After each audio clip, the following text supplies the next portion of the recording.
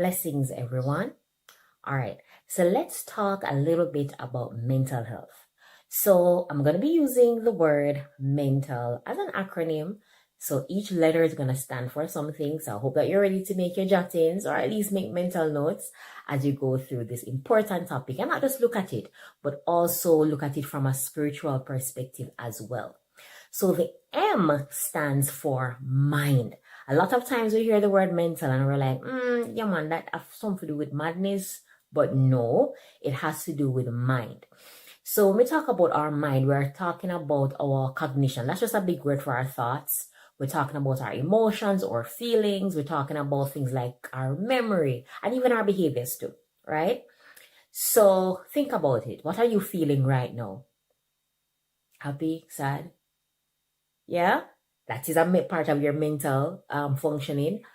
What did you wear yesterday? What were you wearing yesterday? Yeah, your memory is also a part of your mental functioning, right? So when we talk about mental health, we're talking about anything that relates to that. How well are we in those areas? Our thinking, our emotions, our behaviors, our attitudes, our perceptions, that sort of thing, okay? And it's so interesting because even in the Bible, if you remember Matthew 22, verse 37, where Jesus was saying, you shall serve the Lord your God with all your heart and with all your soul and with all your mind. So in order for us to truly, serve the Lord fully, we want to ensure that we're incorporating our mental health as well. Yeah. So just a little note for you. You're mental too. All right? Yeah, man, you're mental too.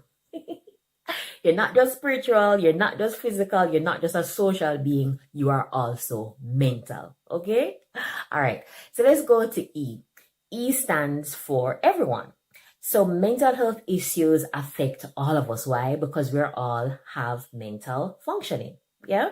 So everyone, so it doesn't matter the person's age. It doesn't matter if it's a child, a teenager, an adult. It doesn't matter if the person is a professional, come from uptown, downtown, the person have the money, them rich and broke. It doesn't matter. Mental health issues affect us all. When we think of kids, right? Let's think about, a lot of fighting that tends to happen in our schools. We tend to have kids who are agitated. Yes, they may have a difficulty managing their anger and they take it out on others. Yes, you may have a child who is not very assertive and they may be a bit passive and persons may take advantage of that. They may be dealing with low self-esteem and that could lead to that type of passive behavior, right? So that type of thinking and those type of behaviors are affecting the child mentally. So that child is dealing with a mental health issue, right? Based on, what they're experiencing. And even when you think of an older person who is probably close to retirement, someone in their 60s, they may feel a little anxious about what to expect from life. You've been working all this time. What's going to happen to me? Am I going to have enough funds? That can cause a person to worry. So it doesn't matter which age or stage we are in life, we may all be affected by mental health issues, right? All right. And then let's go to the word N. Sorry, not the word, the letter N. So we're still going through our acronym mental. So we looked at M for mind, E for everyone, and we're on N now for normal, right? So normal. So it's normal for us as humans to have mental health issues from time to time, right? Just think about that time maybe when you were younger, when you couldn't find something that was really important to you. Maybe you couldn't find your pencil at school and your pencil got lost. You couldn't find it. You probably felt a bit upset, a bit sad that you couldn't deal with it, right? So mental health issues, they're just normal. Maybe you're on the job and you're feeling stressed out because your boss has been giving you so much work to do with limited time, right? Feeling a little stressed, yeah? That's an expected reaction, right? So mental health issues are normal. There's nothing special about it, not out of the norm about it. It's just a regular part of being human, right? But what we want to know though is that there may be a time where these thoughts, feelings, and behaviors may cross the line to be what we call abnormal or pathological, if you want to use that word. So that's where we're going into the realm of mental health disorders now. So this is different now from mental health concern. So we talk about disorders, we're really looking at whether this mental health concern is affecting the person's ability to function. So let's go back to a child now. Let's say the child is 10. They are very busybody in the classroom, not able to sit down and get their work done, right? So they start to fail in their classes, not able to keep friendships, right? Not having a proper memory. So it's affecting their ability to function academically and socially and possibly even emotionally as well. And the child may have something that we call attention deficit hyperactivity disorder, if it is so diagnosed, right? So having a diagnosis, chances are it is very likely that will affect the person's functioning, and it's likely to cause a person a lot of distress as well. So the person may be very concerned about their lack of ability to function well, and it causes them a lot of pain, a lot of suffering, right? That's something that we also look out for. We also want to look at the person's stage of life and to see if the behavior or the emotional reaction that they're showing falls in line with what we expect. So if we have a 10-year-old who is having a difficulty sitting through a class session, we may be a bit more concerned about that child than if it's a 3-year-old who's doing the same thing. You understand? Because at different ages, we have different expectations for our behavior and so on. Okay? We also want to look at how long these changes in behavior or feelings or thoughts are lasting. Is it just a short-term thing? Because from time to time we may have, experiences where we feel a little off, feel a little down.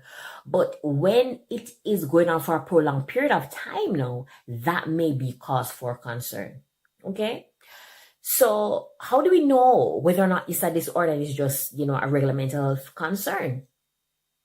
Well, there's a specific manual that psychologists use, counselors and psychiatrists, which literally outlines the different criteria that are used to say whether or not something is a mental health disorder. So I can't look at you, nobody can look at you and say, yeah, man, I know something wrong with you from morning. Yeah, man, I know say depressed. No.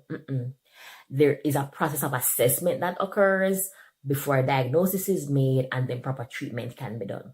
Right? So there are varied disorders. We're talking about things like ADHD, which I mentioned before, major depressive disorder, post-traumatic stress disorder, and especially like in our society where there's so much criminal and violent activities, trauma does tend to be an issue that our people do face. Right? And there are varied mental disorders, schizophrenia, bipolar disorder, so many types. Right? So it is normal that we have mental health concerns, but there are certain things we can look out for to see if it is now in the realm of a disorder. Okay? All right. So let's go to T, and T stands for treatment. So let's say a person has been diagnosed with a disorder. There is treatment which is available.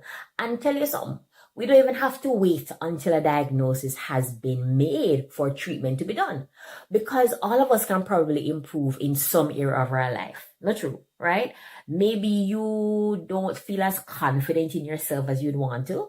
Maybe you're struggling with, low self-esteem issues. Maybe you want to be a bit more assertive. Maybe you're going to get married, right? And you really want to find out if you and this person really mesh on the level that you would really want to mesh.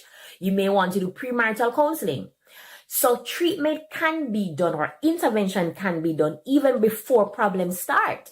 Because one of the things with counseling, and that's the main form of treatment that is used, one of the things with counseling is that it raises our awareness of issues. So for instance, with premarital counseling, you may find that you and the person may clash on certain issues. So even before you're married, you're aware of that. You have that in your mind. Your spouse has that, right? So you know what to do to kind of prevent things from getting out of control. You have an idea of what the concerns are before you get into it. You understand? So counseling can be used as a preventative measure before problems occur, or it can be done, when the mental health concerns start, yes, or after the person has been diagnosed. So counseling is the mainstay in terms of the type of treatment which is done. Sometimes medication is used, but it really depends on the severity of the issue. And that would usually be prescribed by a psychiatrist. And I'll tell you something. A lot of times we have some minor mental health concerns which can be quote unquote treated without even going to a professional if we practice, positive mental health exercises on a daily. If we make those positive mental health practices a regular part of our routine, we may not even have to go to a counselor or a psychologist or a psychiatrist. Again, depending on the severity of it and how it is affecting you, the person, right? All right. So keywords for treatment. A is for ask for help. So please, please, please do not be afraid to ask for help if you're struggling with something. Yes, we know it is important to pray. Yes, we know it is important to fast, but there are also trained counselors, psychologists, and psychiatrists out there who can assist us with mental health concerns. The WAFIF, Worship and Faith International Fellowship, actually has a counseling department where there are trained psychologists and counselors ready to serve you with whatever mental health issue it is that you may have.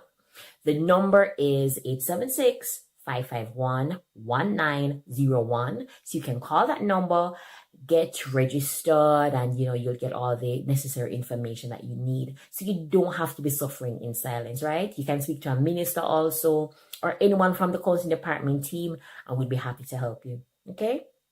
All right. So let us wrap up now with L. Yes? L is learn how to take care of your mental health using simple ways. So there are so many things we can practice on a daily basis to take care of our mental health, right? So we're talking about things like exercise. Yes, exercise, getting up for 20 to 30 minutes and getting that blood pumping. Yeah, man, that same something there is connected to our mental health as well, right? When we do certain physical activities, there are what we call feel-good hormones that are released that help us to, feel better about ourselves. So exercise is one. Gratitude is another. So you can literally make a list or keep a journal, a gratitude journal of what it is that you're grateful for on a daily basis. You can write down maybe 5 things that you're grateful for before you go to bed. This one I practice in the mornings. I just reflect on what I'm thankful for, and it really helps to put me in a positive frame of mind, right? We can use up nature. Go out in nature, have a seat, listen to the birds, yes, listen to the dog them bark and the wind rustling through the trees, and just relax, right? We cannot exclude prayer at all. It's important to pray. And if we want to go somewhere quiet to pray and to relax and meditate, that would be all the better. I remember there is a scripture where it refers to Jesus going away sometimes like to the mountainside to pray, right? That's a good practice. That solitude to kind of refresh and rejuvenate. Right? There's another part in the scripture that says a joyful heart is good medicine. Proverbs 17:22. So sometimes we have to find the humor, the joy in things, and that can also help to boost our mental health, right? There are just so many simple things we can do on a daily basis to really assist us mentally. The last one I'll leave with you is to take a deep breath. Yes, take a deep breath. Literally just breathe in. So breathe in through your nose and then out through your mouth. So how I do it, I usually breathe in for the count of 4 and then breathe out for another count of 4. Okay? So I'll just show you how to do it 3 times, and then I want you to practice after we're done here. Okay? So breathe in through your nose. Out. In. Out. In. Out. All right. So I want you to practice that a few times, See if you can do about 10 times. Keep your feet flat on the floor. Find somewhere comfortable to sit. And just focus on your breathing. Slow down and tell me if it doesn't help you to feel more relaxed. All right. All right. So we've looked at mental health issues today. M was for mind. E for everyone. N is that it's normal that we go through these issues. T is that there is treatment available. A, ask for help. And L, learn simple ways to take care of your mental health. All right. So thank you so much for your attention. This has been Sister Marsha Goodenweathers. All the best. Blessings.